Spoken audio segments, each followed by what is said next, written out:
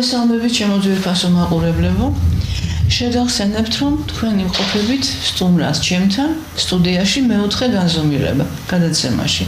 შეგახსენებთ იმასაც, რომ მე ვარ ექიმი, მედიცინის დოქტორი, აკადემიკოსი, ფსიქოლოგი და ჩემთან სტუმრად არის ქალბატონი ელვინო საღარაძე, რომელმაც დაიწყო ძალიან საინტერესო საუბრები ჩვენთან, უბრალოდ თქვენთან, ვეფხვის ყაოსნის მოტივებზე. ანუ ქალბატონი ელვინო და მისი ჯგუფი დიდი ხანია მუშაობენ ამ თემაზე და არა მარტო ამ თემაზე, ბევრ თემაზე და ძალიან საინტერესო ინტერპრეტაციები აქვს ვეფხვის ყაოსნისა, რომელიც დიდი სიამოვნებით მინდა რომ გაგიზიაროთ თქვენს. ჩემთვისაც ბევრი სიახლეა, ძალიან საინტერესო ხედვაა. შეიძლება ბევრ რამეში არ დაეთანხმოთ, გთხოვთ მობრძანდით, გაგვაკრიტიკეთ, შემოგთავაზეთ თქვენი ვერსიები, მე მზადა ვარ ყველას მომოსმინო, ყველა ვერსია გავახმოვანოთ, ესე ვთქვათ. და აი ეს ციკლი, რომელიც ჩვენ დავიწყეთ, დღეს არის უკვე ჩვენი მეხუთე შეხვედრა თუ არ ვცდები. ეს ჩავწერეთ. მეხუთე ან მეექვსე, ხო. და ეს დაიდება ცალკე როგორც აი სერიალები ხო არის? აი ესე გავა ცალკე კიდე ჩემი გადაცემის დროის ფარგლებს გარეთაც, იმიტომ რომ ძალიან საინტერესოა და ეს შეკრულად უნდა ნახოთ ცოტა გაიჭიმა დროში თვეების მანძილზე. ევადია ძალიან და კიდე იქნება რამდენიმე გადაცემა, იმიტომ რომ თემა არის ამოწურავი, თემა კი არის თემები, რომლების განიხილება შურთა რუსთაველის მიერ ვეფხვის ყაოსანში და რომელთა ინტერპრეტაცია ჩვენ უნდა ვიცოდეთ და ის სიბრძნეები, რაც იქ არის ჩადებული, ის არის როგორც ანდერძი მე-12 საუკუნიდან, ანუ საუკუნეების სიღრმიდან ფილოსოფიი ბრძენი ქართველების მიერ ჩვენთვის გადმოცემული. იქ არის გამოსავარის გზები, იქ არის ჭკუის სწავლება, ესე ვთქვათ, და ყველაფერი გასათვალისწინებელი. ჩვენ დროს მხოლოდ აფორიზმებს გვასწავლიდან ძირითადად, დავზებირად ვიცოდით და ვიცოდით რა დგას და სიუჟეტს გვასწავლეთ. სიუჟეტი რა თქმა უნდა, ეს როგორც ზღაპარი იყო, მაგრამ სიბრძნე იყო იმაში, როგორც ვიცოდით, რომ არის აფორიზმების სახით მოცემული. ის ეხლა უკვე არაერთი მკვლევარი ლაპარაკობს ამაზე, თქვენ რა თქმა უნდა არ ახართ პირველები, არიან სხვაები, ვინც ჩემ გადაცემაშიც იყვნენ, სხვაგანაც საუბრობენ. ამის შემდეგაც თავისი ამის შემდეგაც ვეპატიჟებით და ძალიან საინტერესოა, იმიტომ რომ მართლა ამოუწურავია ეს სიბრძნე და ყოველთვის ვისაც უსმენთ და თქვენ მით უმეტეს რო გისმენთ, ყოველ ჯერზე გაუცებული რჩები ხოლმე რომ რუსთაველით მისი სიბრძნე და როგორ აქამდე ვერ მივხვდი ესეთი ის მაგ ხოლმე რომ არც მიფიქრი ამ კუთხით. ეხლა დღეს ჩვენ მივადეთ ძალიან საინტერესო თემას, როგორც ვიცი, ეს არის რწმენის თემა. რწმენა და ფანატიზმი, არა? ეს არის ზღვარი, როგორ უნდა მივხედოთ ნორმალურ რწმენას, როგორ უნდა გავმიჯნოთ, რომ არ გადავარდეთ ფანატიზმში, იმიტომ რომ დღესდღეობით ჩვენ სამწუხაროდ ბევრი ადამიანი მორწმუნეობის სახით შეფარული ბოროტებასაც აკეთებს ბევრი, არის გასაცდენილი, მე სარწმუნოების გზას გულისხმობ. მაგალითად ამას წინათ იყო რომ ქალბატონი, რომელიც იდგა ეკლესიაში, ჩარდო ლაიფი და წევლი და იქიდან ერთ-ერთ პოლიტიკურ მოღვაწეს. ნუ ეს ძალიან მორწმუნე ჩანდა, ყოველ შემთხვევაში ესეც თამაშობს. აი რწმენა და ფანატიზმი, მოდით განვიხილოთ, რას გვეუბნება რუსთაველი ამ თემაზე და როგორია თქვენი გუნდის ხედვა. მე არ შეგათ დიდი მოწყვეტინებთ და მადლობა მივესალმები ჩვენს ძვირფას მსმენელს და მაყურებელს, მართლა ძვირფას, იმიტომ რომ ეს ის ნაწილია საზოგადოებისა, რომელმაც უნდა გაიყვანოს საქართველოს გადარჩენის გზაზე, იმიტომ რომ იმ სიბრძნის და სიბრძნის ამოქმედების გარეშე, რასაც რუსთაველი გვაწვდის, არ არსებობს საქართველოს გადარჩენა. საქართველოს გაბრწყინდება, კითხულობენ, არ გაბრწყინდება თავისით. ჩვენ უნდა გავაბრწყინოთ აი მიღებული სიბრძნით და იმ სიბრძნის მიხედვით მოქმედებით და რუსთაველი აი როგორც იტყვიან თანამედროვე ენაზე ჩემპიონია ამ საკითხში. ერთხელ კიდე მინდა შეგახსენოთ ძვირფასო მსმენელებო, მაყურებლებო, რომ რით გავს ვეფხვის ყაოსანი სახარებას, რატომ ამბობენ რომ ვეფხვის ყაოსანი მეორე სახარება? ერთი ნიშნის გამო ძირითადად სახარებაც თუ მას სიღრმისეულად განიხილავ, ეს არის ერთ ადამიანში მოსახდენი ცვლილებების სწავლება, ტრანსფორმაცია, რა დონის, რა სახის ტრანსფორმაცია უნდა მოხდეს ადამიანში, რომ როგორც რელიგია გვეუბნება, დაცემული მდგომარეობიდან სრულყოფილებამდე მივიდეთ და სახარება არის გზა ამ ტრანსფორმაციისა, რა თქმა უნდა შეფარული სახით და იგივე იმეორებს ვეფხისტყაოსანი და თქვენ წელამბრძანეთ ქალბატონო თინა რომ აქამდე რატო ვერ ხვდებოდით, აქამდე რატომ არ იყო გახსნილი, არც უნდა ყოფილიყო ჩვენ ეს წინა გადაცემებში ვთქვით, ეგოიზმი ვერ განვითარდებოდა ბოლომდე, თუ ვიღაცეები უკვე დაიწყებდნენ გამოსწორებას, იმ ვიღაცეებშიც ბოლომდე უნდა მისულიყო ეგოიზმი, რომ ყველა ნიშა ეგოისტური გაენათებინა ადამიანს. ამიტომ იყო რომ აქამდე არ იხსნებოდა და პირდაპირ გვეუბნება რუსაველი რაღა იგი სინათლე რასაც ახლავს ბნელია, იმიტომ რომ შენ თუ ამას გამოასწორებ, აი ამ თვისებას და მეორე თვისების რაღაცა პატარა არეალს ვერ გამოასწორებ, ის ბნელი რჩება. გადადიხარ შემდეგ მესამეზე და ის რჩება ჩაბნელებული და სრულყოფილება არ არის ასე თუ რომელიმე ნიშა დარჩა ჩაბნელებული. ისე რომ მადლობა უფალს რომ ჩვენ გვიწევს უკვე ცხოვრება ისეთ დროში, როცა იწყება აი უბრწყინვალესი ცვლილება ადამიანის შინაგან სამყაროში. და მოდი ახლა გავაგრძელებ იქიდან საუბარს, რა თემაზეც და რა ადგილასაც შევჩერდით წინა გადაცემაში. ეს იყო ავთანდილის თემა. იქ ჩვენ გამსაზღვრეთ, აი ზვიად გამსახურდია სახის მეტყველების მიხედვით.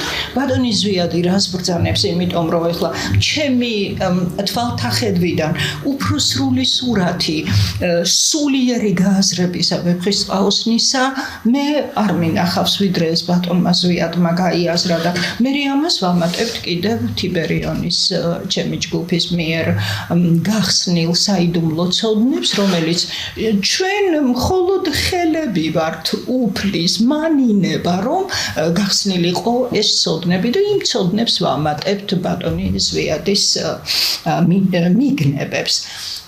ჩვენ ვთქვით რომ ავთანდილი რწმენის სიმბოლოა და არგუმენტებით დავასაბუთეთ, რაც გაგვაჩნდა რა არგუმენტებიც. რწმენის მე იქვე დავამატეთ რომ ეს არის ფილოსოფიური რწმენის სიმბოლო, წმინდა აზროვნებით დაბადებული რწმენის სიმბოლო, რამდენადაც თინათინი ღვთაებრივი გონება მარგალიტით ასაჩუქრებს ავთანდილს. მარგალიტი წმინდა აზროვნება ყველა დონის და ყველა ქვეყნის სიმბოლისტურ საიდუმლო სწავლებებში და ამაში მე მგონი არ შეიძლება და ავთანდილი ფილოსოფიური რწმენის სიმბოლო. მიემგზავრება უცხო მოყმის საძებნელად, რომელიც თავის მხრივ არის გზა დაცემულობიდან სრულყოფილებისაკენ, ღვთის განკაცების იდეის სიმბოლო და თვით განკაცებული ღმერთის სიმბოლოც. აი ამის საძებნელად მიდის ავთანდილი თინათინის დავალებით. ნახლა რომ სტევანმა რატომ ვერ მოიხელთა ეს მოყმე, ჩვენ ამაზე წინა გადაცემებში ვისაუბრეთ. მიდის და ეს ძიება გრძელდება 3 წელიწადს. ეხლა ბატონი ზვიადი ამბობს, რომ ძიებაო ჭეშმარიტებისო, რომლის სიმბოლო ნესტანია და ნესტანის საძებნელად არის აღძრული ყველა პერსონაჟი აი ამ პოემის. ეს ძიებაო გრძელდება ადამიანის მთელი ცხოვრების მანძილზე, მაგრამ აქ სიმბოლურად 3 წელია. ნათქვამიო და ამ 3 წვის შესახებ რა საიდუმლოება ძევს ამ 3 წელში ბატონი ზვიადი არაფერს ამბობს. აი აქ უნდა დავუმატო თიბერიონის მიგნებული ცნობები. ყველა ქრისტიანულმა რელიგიურმა სწავლებამ მიცის, რომ 64-ს მეოთხე განზომილება მესამე განზომილების შემდეგ დგება, ხო? ჯერ 3 უნდა გაიარო, რომ დადგეს მეოთხე განზომილება. პირველი განზომილება ამას ქვია მოქმედების სამყარო. მეორე განზომილება სულის ფორმირების სამყარო და მესამე განზომილება სულის შექმნის სამყარო.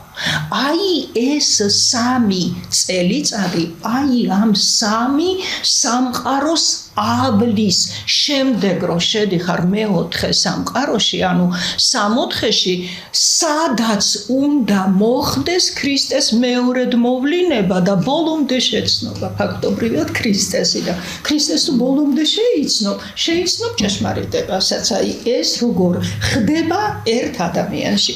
ეხლა რა ხდება პირველ განზომილებაში მოქმედების სამყარო?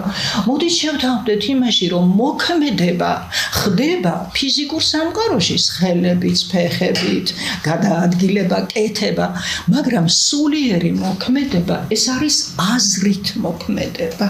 და შეხედეთ ამ პირველ სამყაროში რას აკეთებს ადამიანი იმისათვის, რომ დაიწყოს ჭეშმარიტებისკენ სვლა. მან გახსოვთ პირველ გადაცემაში ჩვენ ვისაუბრეთ ეგოიზმის თემაზე, ეგოიზმის ანატომიაზე, პირველი გადარჩენის, მეორე დაგროვების, მესამე პატივდიდებისა და ძალაუფლების, მეოთხე მეცნიერული. აი შეხედეთ, აი ამის გააზრებას ადამიანი ამ სამყაროში იწყებს. მოქმედების სამყარო ეს არის აზრით მოქმედება, რომ შევიცნო თავი ჩემი ეგოისტური თვისებები შევიცნო. ვისწავლო გზები ეს ეგოისტური თვისებები როგორ გადავიყვანო ალტრუისტულ თვისებებში. ეს სულ ამ სამყაროში ხდება, მოქმედების სამყაროში, ანუ აზრით მოქმედება. თუმცა ადამიანი იმისათვის, რომ ეს გააკეთოს, უნდა გადაადგილდეს კიდეს, როგორ ისწავლის ტრანსფორმაციის მეთოდებს, თუ არ წავა იმ წრეში, იმ ადამიანებთან, სადაც ამას ასწავლიან, თუ არ იყიდის იმ წიგნებს, თუ არ დაიწყებს დაუღალავ მეცადინეობებს, რომ მიაგნოს ეს ყველაფერი. აი ეს ყველაფერი მოქმედების სამყარო, ანუ პირველი წელი. მეორე წელი იწყებს უკვე აი დავიკაპიწყოთ ხელები და დავიწყოთ სულიერში მოქმედება, ესე ეგოიზმის ალტრუიზმში გადაყვანა, რასაც რელიგია განღმრთობის გზას ეწახის. და აი ამ სამყაროში ჩნდება უკვე პირველი ნიშნები შინაგანი ეკლესიის მშენებლობისა. შინაგანი ეკლესია ეს არის უკვე ის მდგომარეობა, როცა ადამიანი აი ღმერთის შენშია, ქრისტემ რო თქვა, პოულობს ამ ღმერთს თავის თავში და აი ამ ღმერთის კარნახით იწყებს მოქმედება სოციუმში. აი ეს უკვე ბოლოა, უკვე აშენება, ეს უკვე მესამე სამყაროა და მეორე სამყაროში აი როგორც ეკლესიის, ანუ შინაგანი ეკლესიის საძირკველი გათხარო, კედლები ამოაშენო, სარკმელებისაც, საკურთხეველისაც, აი ეს არის მეორე განზომილება და მესამე უკვე აქტიური ფაზა მუშაობისა. აი ამ ფაზის ბოლოს სულები უკვე 64-ის სულები არიან. აი ეს ის 3 წელია, რომელიც მოცემულია პოემაში, 3 წელიწადს ეძებდა უცხო მოყმის კვალს ავთანდილი და დათქმული 3 წელი, რაც თავის სატრფოსა და მეფესთან ქონდა შეთანხმება, რომ 3 წელიწადს თუ არ მოვალ, უკვე გამოაცხადეთ ჩემი დაღუპვა და შეგიძლიათ მიგლოვოთ ამსა. და მიწურულს უკვე 3 წლის მიწურულს ხდება უკვე კვალის აღმოჩენა და ამ კვალზე დადგომა. დაადგება ამ კვალს, დაადგება და მიყავს ამ კვალს გამოქვაბულამდე, გახსოვთ? სადაც არის ტარიელი და მასთან ახლავს ასმათი. აი ეს ასმათია ძალიან საინტერესო პერსონაჟი. ზუსტად გამსახურდია ამოდის ხოლმე გმირთა სოციალური მდგომარეობიდან და აქედან იწყებს რა ფენომენი, რა ძალა, რა ენერგია უნდა იყოს ადამიანში, რომელიც მუშაობს მასში ღმერთის შესამეცნებლად. და ვინ არის ასმათი? მონაქალი. პირისფარეში.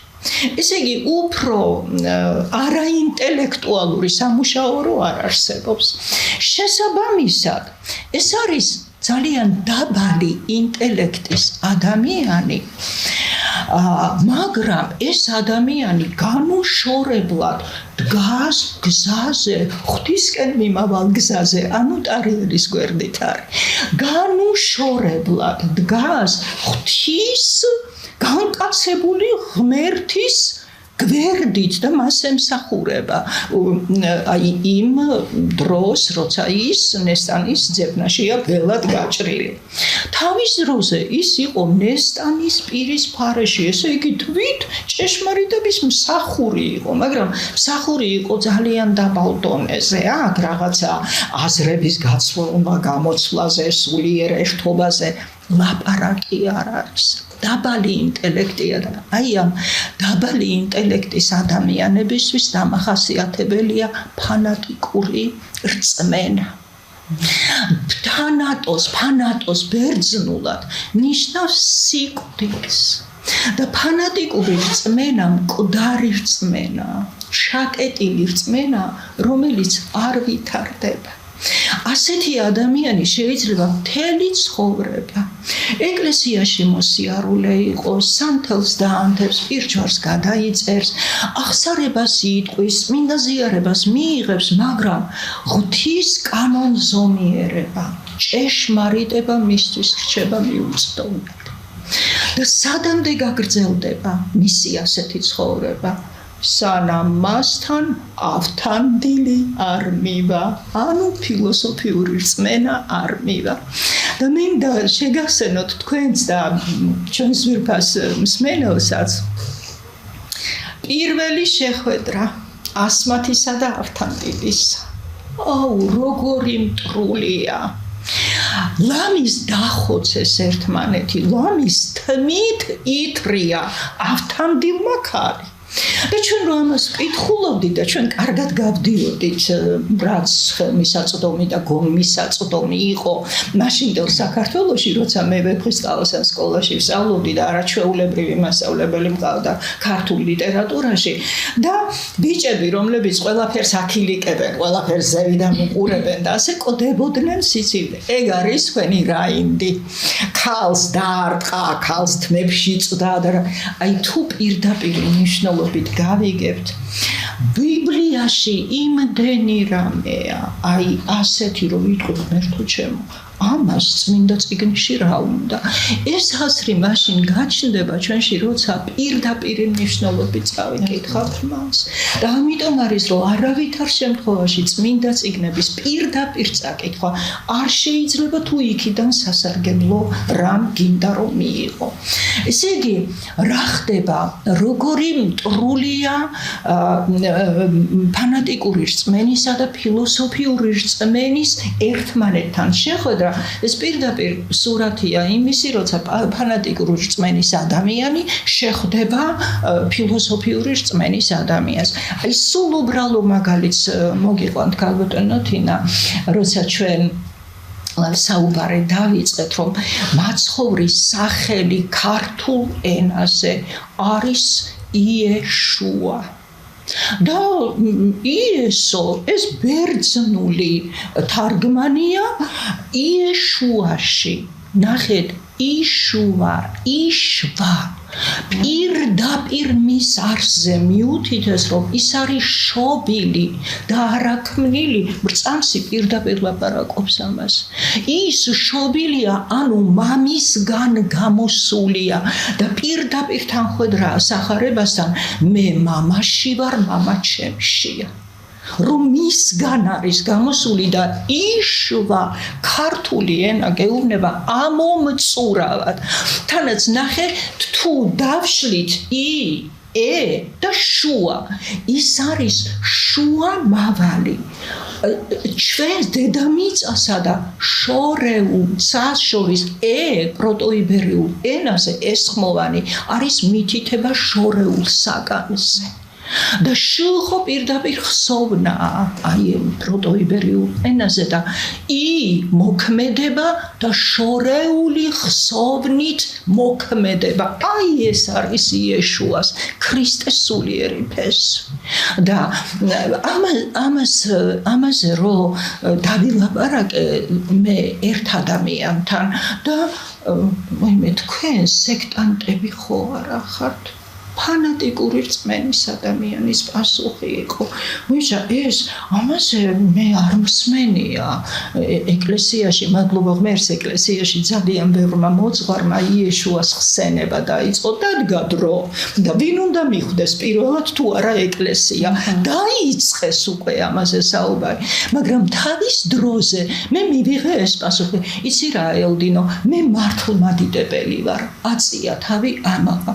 შენი აზრით მე ვინ ვარ მეთქი? საერთოდ მართლმადიდებლობა რა არის მეთქი შენი აზრით? აქ უკვე პასუხს ის ვეღარ მომცემ და ამიტომ ამაყა დაწია თავი და გამეცალა. ეხლა ჩვენ ის შეხლა შემოხლა არ გქონია, რაც ავთანდილსა და ასმაც ჰქონდათ აი ამ ფანატიკურ რწმენასა და ფილოსოფიურ რწმენას შორის რაც მოხდა, მაგრამ ეს დაპირისპირება არის ადამიანში, როცა ის დაბალ ინტელექტუალურ საფეხურზეა, მასში არ შეიძლება რომ იყოს ფილოსოფიური რწმენა, მასში არის ფანატიკური რწმენა და ის ვერ განვითარდება თუ მასში სურვილი არ იქნება, სურვილი თუ გაჩნდა, მასში პოტენციურად დევს ის საფეხური, რასაც სურვილი შემთხვევაში და ძალისხმევის შემთხვევაში მას შეუძლია მიაღწიოს. რანაირად? წაიკითხე ყოველდღე თითო თავის სახარებისა გვეუბნებიან მოძღვრები. წაიკითხე წმინდა მამათა სწავლება. ახლა ამას დაემატა ზღვა მასალა თიბერიული აზროვნებისა, უძველესი ქართული აზროვნებისა, რომელზეც მუშაობდა ჩემი ჯგუფი ამ 15 წლის მანძილზე და იმიტომ არის რომ გამიჩნდა სურვილი და დიდი მადლობა რომ თქვენ ამისი საშუალება მომეწით გალბატონო თინა, რომ გამომეტანა გარეთ ჩემი ჯგუფიზე. აი ეს რაც შეეხება დრო მოვიდა და იმიტომ თქვენს ნახეს ზეიდან რომ ეს გააკეთეთ. კეთილი. აი მარტო რომ აი არავის თავზე არ ვახვევ ჩვენ არა. არა, რა თქმა უნდა. თქვენ ამბობთ იმ მიგნებებს, რა თქმა უნდა, რაც თქვენ მაჯგუფა ხო, და აი მიიღებთ თუ არ მიიღებთ, მეგობრებო, ეს თქვენი საქმეა. რა თქმა უნდა. არავითარ შუაში არ არის. რა თქმა უნდა. ხო. აბსოლუტურად მე ვიცი თქვენ მოგძვარი ხართ, თქვენი ჯგუფის წევრები. რა თქმა უნდა, მე ყოველ კვირას მასიარებელი გახმარ და სხვა შემთხვევაში არც მოგიწევთ მე შემეშინ გასაგებია. ხო, და აი ამისი მაჩვენებელი რა არის, რომ ყველაში დევს პოტენცია, რომ იქამდე ავიდეს, რომ შეიმეცნოს ღვთაებრივი კანონზომიერებები და თავისი ფანატიკური რწმენიდან ავიდეს ფილოსოფიურ რწმენამდე. ამის დადასტურება ის არის, რომ ბოლოს ეს გმირები რომ გამოიხსნიან ნესტანს ღვთაებრივ ჭეშმარიტებას და მოყავთ ასმათი წხდება, და ისიც არის თანაზიარი იმ საერთო ზეიმისა, რასაც ჭეშმარიტებასთან შერთვა ქვია და შეერთება ქვია. ეს რაც შეეხება ასმაც. ახლა რა კი საუბარი ჩამოვარდა გამოქვაბულზე, რომ გამოქვაბულში ხდება, ესე იგი სულის სიღრმეში ერთ ადამიანში ჩემი ფანატიკური რწმენა უნდა ამაღლდეს ჩემსავე ფილოსოფიურ რწმენასთან და მოდით გამოქვაბულზე ვისაუბროთ, რისი სიმბოლოა გამოქვაბული. რატო ხდებიან გამოქვაბულში? შეხედეთ ახლა სიღრმე ჩაღრმავება, ნებისმიერი ჩაღრმავება და გამოქვაბული ამისი პირდაპირი ნიშანია, ხო? აი ეს არის სიმბოლო ადამიანის სულიერი სიღრმისა და ჩაღრმავებისა. ღმერთი შენშია, იპოვე შენი სულის სიღრმეში. აი ამისი სიმბოლოა გამოქვაბული. და გამოქვაბული ტარიელმა საიდან აღმოაჩინა და ვის წაართვა? დებებს წაართვა. დებები ქართულ ზღაპრებში არის ვნებები, ეგოისტური თვისებები, რომლებიც ღუპავენ ადამიანს და ჭამენ და რა ვიცი, ხრავენ და ძვლებს ყრიან, იგით ხო გახსოვთ ქართული ზღაპრები. და წაართვა დებებს.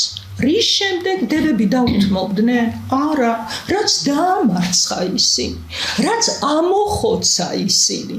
და აი ამის შემდეგ რომ ჩაგიშვებს უკვე თავის შენი სიღრმე ჩაგიშვებს თავის არეალში მით უფრო რაც უფრო გამოვასწორებ მე ჩემს ეგოისტურ თვისებებს უფრო ჩავდივარ სიღრმეში და შეიცან თავი ჩემი აი სწორედ იქ ხდება აი ამ სიღრმეში და ნახეთ რა მოხდა ავთანდილმა რომ ამოხოცა ეს დებები და შევიდა გამოქვაბულში იქ იპოვა უამრავი თვალმარგალიტი ეს თვალმარგალიტი ფიზიკურში, მაგრამ სულიერში ეს არის ის უძვირფასესი სიბრძნენი, რომელსაც იპოვი შენში, როგორც კი ამოხოცავ აი ამ საკუთარ ტრანსფორმაციას რო გააკეთებ დღევანდელი ლექსიკონით ეს ჯობია, იმიტომ რომ არ კვდება ის. ძალიან საინტერესოა. მით უმეტეს რომ ეხლა არის გველის წელიწადი და ტრანსფორმაციის დრო ასტრონომიული. აი დრო. ზუსტად რომ მოვიდნენ და იმიტომაც აღმოჩნდით ალბათ ამ სტუდიაში და საუბრობთ ამაზე. და გველი რისი კოდია? ბიბლიური გველი. გონების. ესე იგი დროა, გაიხსნა და ეს გონება, რაც უფრო ზევით მიიწევ, მით უფრო ღვთაებრივი ხდება. აი ეს გონება. და აბარა, იმიტომ არის სიბრძნის გველში, ხო. და ესე იგი ის განძი რომელიც ტარიელმა გამოქვაბულში იპოვა დებების ამოხოცვის შემდეგ არ სულიერ დონეზე ეს არის ის სულიერი ცოდნები ის სიბრძნე რომელიც აუცილებლად დაჭირდება თვითონ ადამიანს აი ამ დიდი ტრანსფორმაციისთვის რო გზა ჭეშმარიტებისკენ და აი აქვე ტარიელი ავთანდილს მოუთხრობს თავისი სატრფოს ნესტანის შესახებ და ყველას ეხსომება ის განცდები რა განცდებითაც უყვება ტირის და ეს რა არის კვდებოდნენ სიცილით ჩვენი ბიჭები რომ ვიმე რამ ტირალა რამ ალიმა გულინისტის რა იყო ინფარქტი ხო არ და რაღაცა ამისთან რაღაცები და მოდი ეს ტირილის სიმბოლიკა და დაბნედის სიმბოლიკა ახსნათ. აი ტირილი ეს არის წუხარება იმ ადამიანისა, რომელმაც დაკარგა წვდომა ღვთაებრივ სიბრძნესთან და მოწყდა იმ ყოფას, რომელსაც მასთან ყოფნა, ჭეშმარიტებასთან ყოფნა ერთვა. ეხლა მართალია ის განკაცებული ღვთის სიმბოლოა ტარიელი, მაგრამ განკაცებული ღმერთი არის, რომ მასში ადამიანური ბუნებაც არის და ღვთაებრივი ბუნებაც არის და მისი ადამიანური ბუნება ტირის თმებს იხოგავს ეს არის ღმერთს მოწყვეტილი საზეო აზროვნებას მოწყვეტილი ადამიანის მწუხარება და დაბნედაც მისი პირველი შეხვედრა ფარდარო გაწია ფარსადანმა ნესტანის მამამ და პირველად რო დაინახა ტარიელმა გული წაუვიდა მოდი პარალელი გავავლოთ მოსეს ეუბნება უფალი მაყვის ბუჩქიდან როცა ცეცხლმოკიდებული მაყვის ბუჩქიდან რომ ელაპარაკება შეიხვიე თავი იმიტომ რომ დანახვა, მიახლება საერთო სიბრძნესთან, აი ისეთი დიდი სტრესია ფსიქოლოგიური, რომ ამას ვერ უძლებენ ადამიანები და იბნიდებიან, აი როგორც პირველი შეხვედრისას დაიბნიდა ტარიელი. ისე რომ ტარიელის სტირილი დაბნედა ეს არ არის არაბაშკაცობის გულჩულობის, ზედმეტი გულჩულობის გამოვლინება, არამედ ეს არის ღმერთს მოწყვეტილი ადამიანის მწუხარება და დაბნედის შემთხვევაში კიდევ ის ფსიქოლოგიური შოკი, რომელსაც ღებულობს ადამიანი თუ ზომაზე ახლოს მოვიდა, მისი მომზადების დონესთან შეუფერებლად გაუხსნეს ეს ფარდა. და კიდევ აქვე შეიძლება საუბარი ვეფხისტყავის სიმბოლიკაზე. რა არის ვეფხისტყავით, რატომ არის შემოსილი ტარიელი? ვეფხის ტყავი. ესე იგი, რა შემთხვევაში ჩაიგდებ ხელში ვეფხის ტყავს, თუ მას დაამარცხებ, თუ მოკლავ და გაართმევ აი ამ ტყავს, ხო? და შემოსვა მისით პირდაპირ მიანიშნებს, რომ ამ ადამიანს თავისი ქვენა ბუნება დამარცხებული ყავს და ის ძალმოსილება, რომელიც ამით შეიძინა, იმითია შემოსილი. ვეფხის ტყავისა ქუდივე იყო სარკმელი თავისა, აი თავიდან ფეხებამდე შემოსილია ძალმოსილებით, რომელიც ვეფხის განადგურებას მოყვა. აი ეს ტარიელთან დაკავშირებით და გვაქვს კიდევ დრო რომ გადავიდეთ ახალ თემაზე, თუ რამდენი წუთი? 10 წუთი ძალიან სერიოზული დროა. მაშინ ჩვენ შეიძლება ფარსადანის სიმბოლიკაზეც ვისაუბროთ. ფარსადანის სახელებიდან და სოციალური მდგომარეობიდან ამოდის ბატონი ზვიად გამსახურდია, ხო, როცა მიგნება საკეთებს აი ამ სიმბოლურ დატვირთვაზე გმირების. ბატონი ზვიადი პარალელს ავლებს და მსგავსებას პოულობს პერსეუს და ფარსადან. აი ამას შორის და კიდევ ერთი ძალიან მნიშვნელოვანი ფაქტორია, რომელზე დაყრდნობითაც ამბობს იმას, რასაც ამბობს ფარსადანის შესახებ, რომ ეს არის ვარსკვლავმრისხველობითი სიბრძნე. პერსეუსი ხო ვარსკვლავიერი გმირია. და ნახეთ კი რატომ სიბრძნე ვარსკვლავმრისხველობითი, რომ შუა საუკუნეებში, როცა ეს ნაწარმოების იწერება, საერთო კაცობრიული სიბრძნის ძალიან დიდი ნაწილი ეკავა ვარსკვლავმრისხველობას. მთელი კაცობრიული სიბრძნე აგებული იყო ვარსკვლავმრისხველობას. ეს ჰოროსკოპები, ეს ისინი წინასწარხედები, ხო იცით თქვენ დაახლოებული ხართ აი ამ ვარსკვლავმრისხველობასთან და აი ეს იმდენად დიდი ნაწილი იყო მაშინდელი საზოგადოებრივი აზროვნებისა, ცნობიერებისა და ნახეთ მთელი ინდოეთის 6 მეშვიდედის მეფეა ფარსადანი. 6 მეშვიდედის. მხოლოდ 1 მეშვიდედის მფლობელია სარიდანი. ეხლა საინტერესოა, სარიდანი ვიღა, რომ სრული სურათი შეიქმნას ინდოეთისა, როგორც ცნობიერებისა, საზოგადოებრივი ცნობიერებისა ზოგადი. სარ ნიშნავს სპარსულად თურმე ოქროს.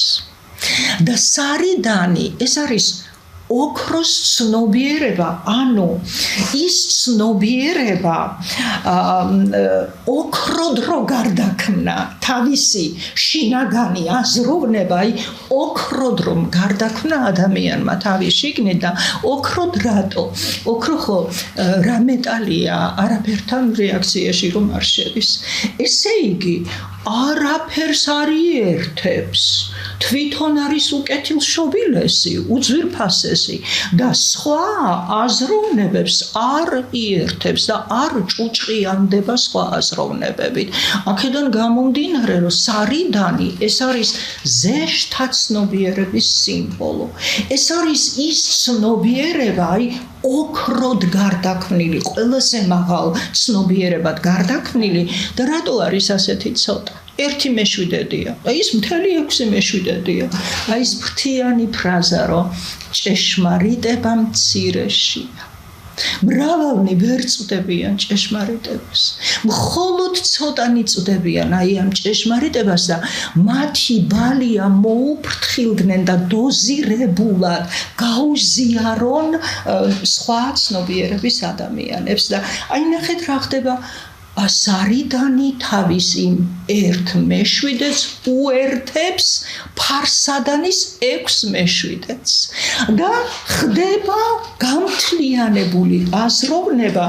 ესე იგი შეიერთა ვარსკვლავნომრიცხველობითმა სიბრძნე ზეშთა ცნობიერება და ეს უკვე არის ის უზარმაზარი სიბრძნე, ის იდეალური ჰარმონია, ის მთლიანი კანონზომიერება, რომელსაც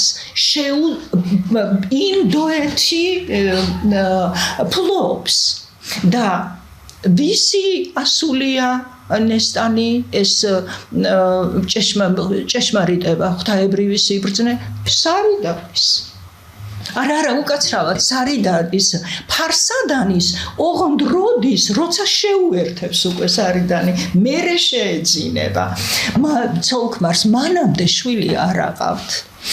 ამიტომ არის, რომ იშვილეს ტარიელი, სარიდანის ძე.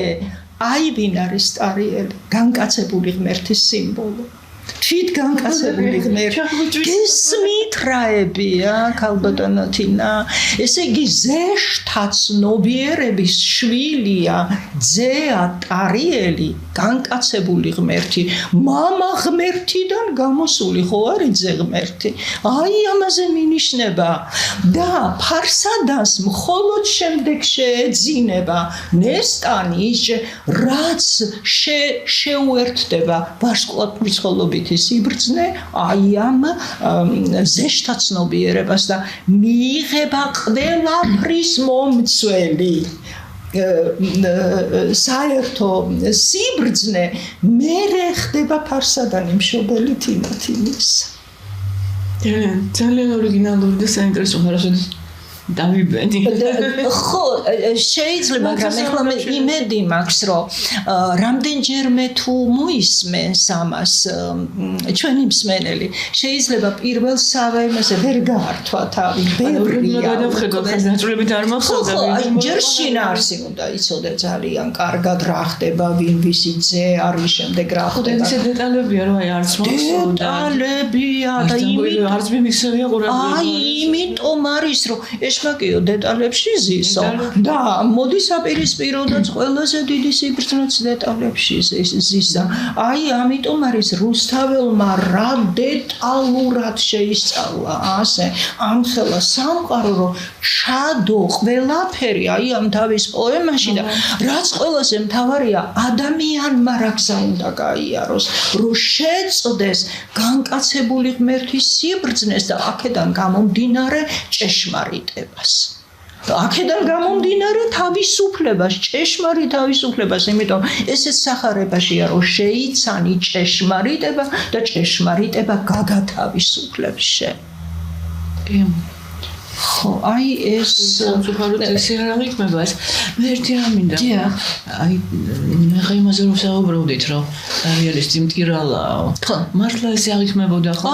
აბარა, გული მისდისო წამდაუწი. ხო, მე უკვე რაღაც სხვა ის მიიღო, მაგრამ მე უკვე აღარ ჩავრმავები ვარ და როგორ ასწავლეს და იმის მერე ვიღაცამ თუ გადახედა, გადმოხედა. ეს ახლა წამოვიდა წინ. ეს ხდება მას მერე რაც ის მოწყდა ნესტანს, ანუ ღვთაებრივ ჭეშმარიტებას გზარო დაშორდება, ხო გზა არის მისი. მე რა მინდა, ესთან მინდა კითხოთ, ანალოგია ხომ მომივიდა. რამდენჯერაც ძალიან წმინდა ადგილას ყოფილ ვარ, ან რაღაცა ჩამithვლია რომ სასწაულის მოწმე ვარ.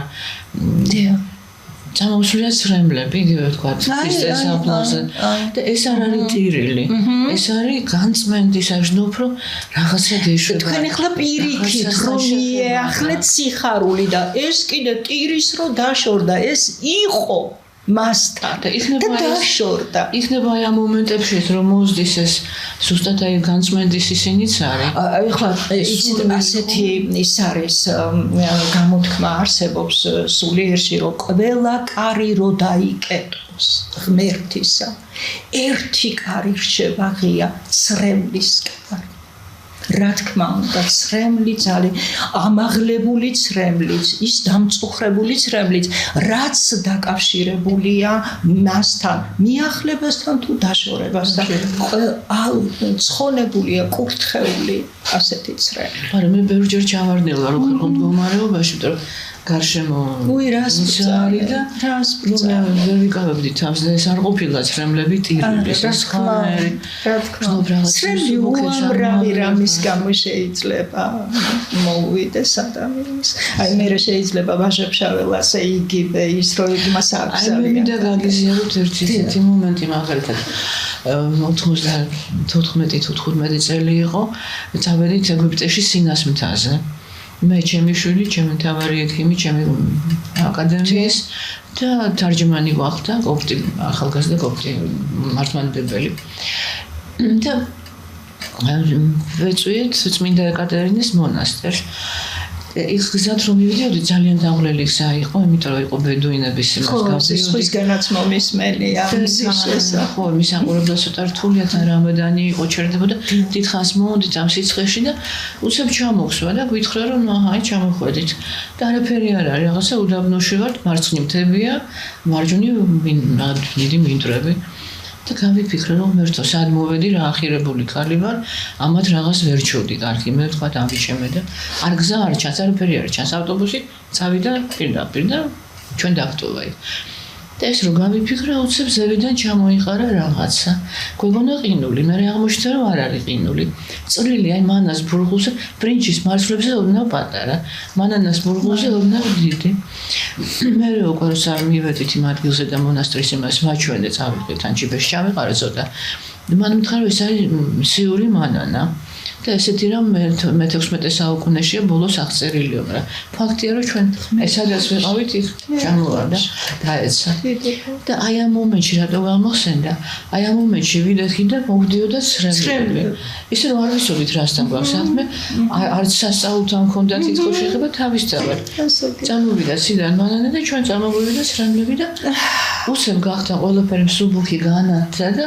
ნუ როგორ ავფრინდით იმ გზას მე ჩამოვდიოდით აღმოჩნდა საკმაოდ დიდი გზა იყო ფეხის ასეარულო როგორ აღმოჩნდით უკვე იმ მონასტერთან იმ კელიებთან აი არც გვიხსნია ხო და მთელი გზა ეს მოვდიოდა ამიტომ ქართული რომ დარიელი ტირალა მაგრამ თქვენ კიდე სხვანაირად ამიხსენ ანუ ორმაგილის არის სიამოვნება ასე ვთქვათ ეს რამლები ორმაგი მიახლოვება და დაშორება ძალიან საინტერესოა ჩვენი რომ ამოიწურა არა კარგია მოიწურა მეტი არ შეიძლება ერთ მოსმენას მე ვისურვებდი რომ მსმენელმა გადახედოს ვეფხის ყავსას და მე ამას რომ ეს რატომაა სასარგებლო მასში თავის თავში გაერკვევა რა ხდება რა ტრანსფორმაციები რა ცვლილებები აქვს მოსახდენი თავის თავში რომ მან თვითონ შეძლოს ისეთ სამყაროში ცხოვრება აი როგორიც უნდა ის სამყარო ჯერ უნდა სულში ჩაიყენოს. მაგრამ გარშემო ცოტა განსხვავებული სამყაროა ეს არის. იცით რა, აი იმიტომ რომ ჩვენს ტრანსფორმაციას ელოდება. გავხდეთ ისეთები, როგორ სამყაროშიც გვინდა ცხოვრება. აი ეს ამის გარეშე, აი შემდეგ გადაცემებში ამაზეც იქნება საუბარი. უნდა დაიმსახუროთ, დაუმსახურებლად არაფერს არ გაწყობს უფალს. ჩვენ უნდა დავიმსახუროთ კეთილშობილ სამყაროში ცხოვრება. ჩვენ თვითონ უნდა გავხდეთ კეთილშობილი. მე ესე ვფიქრობ, რომ ვხედავ უფრო სწორად ესე მიხსნიან ცოდნეები, რომ თუ ესეთები არ გავხდით, მეხუთე განზომილებაში ვერ გავხდით. არა, რა თქმა უნდა, მეხუთე ეს უკვე ღვთისასუფეველია. მეოთხე სამოთხის ის არის განზომილება, ის უკვე ღვთისასუფეველია მამასთან.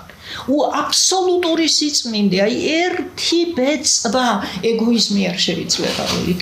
მაგრამ ესეთი გაბოგინებულია ხა ბოროტება და შავს ეს პიკია, კიდევ კარგი რო პიკია.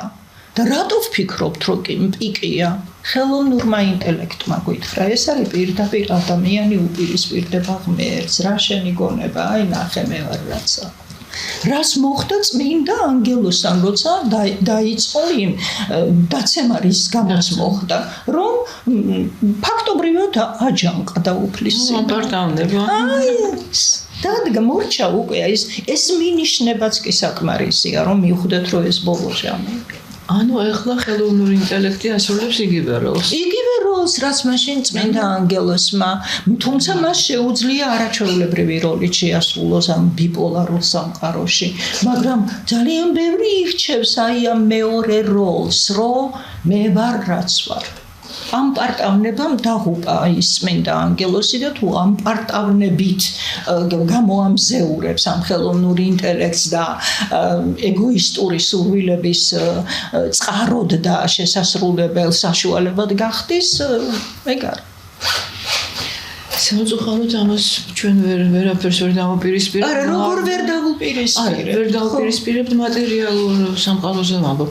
ისევ სულიერებას და ისევ რაც აუცილებლად, რა თქმა უნდა. მატერიალურს წარმავალს ეძახიან და იმას მარადიულს და ვერ დავუპირისპირებთ, მე გულისხმობ ვერ შევაჩერებთ. არც უნდა შეგვეჩერებინა, ზუსტად ისე მიდის, როგორც იმ კურთხევის შაფიქრებული ქონდა. არაფერი შეჩერება არ, გააზრება და მიყოლა იმ ჩანაფიქრის და იმ გეგმის ჩვენ ეს დაგჩენია მარტო და ამაზე მეტი არ საჭირო. ჩვენ არასწორი გზით მივდივართ გასულიერებად, გავაჩეროთ, ვერ გააჩერებთ. და არ უნდა გააჩეროთ. ეგოიზმს მხოლოდ ალტრუიზმი შეაჩერებს და ესაა ჩვენი გასაკეთებელი. და რადგან ღმერთმა დაუშვა, ესე იგი ესეა. რა თქმა უნდა. დაშვებულ ჩვენ ვერ გააჩერებთ. დიდი მადლობა ესეთი საინტერესო საუბრისთვის და ესეთი კუთხეების მოტრიალებისთვის. იმედია რომ ბევრი თუ არა რაღაც ნაწილი მაინც გაითვალისწინებს და ჩაუღრმავდება იმას, რასაც აი აქედან ახლა ვისმენთ. ჩემთვის მაგალითად ძალიან საინტერესოა, ძალიან სასარგებლოა. ბევრი რაღაცა ემთხვევა ჩემ აზრებს, ბევრი რაღაცა ახალი გავიძე. რომელსაც საფიქრება ჭირდება, ხო? უცბად უარის თქმა იოლია. არა, უარის თქმაზე არ არის, ბოდო დაფიქრე, უნდა მოირგო შენზე ეს ყველაფერი, ხო? ანუ შენ პრიზმაში გაატარო. რა თქმა უნდა. და მიყვე იმას. ასე რომ მიღებ დავიცინებასა, არა როგორ არა. ამ შემთხვევაში მიღებ როსტველის ცნებასა. ამით დავამთავრებ დღევანდელ გადაცემას. დიდი მადლობა ყურადღებისთვის და დაელოდეთ შემდეგ რჩევებს ბატონი რუსთაველისა და ქალბატონი ელდინოსა.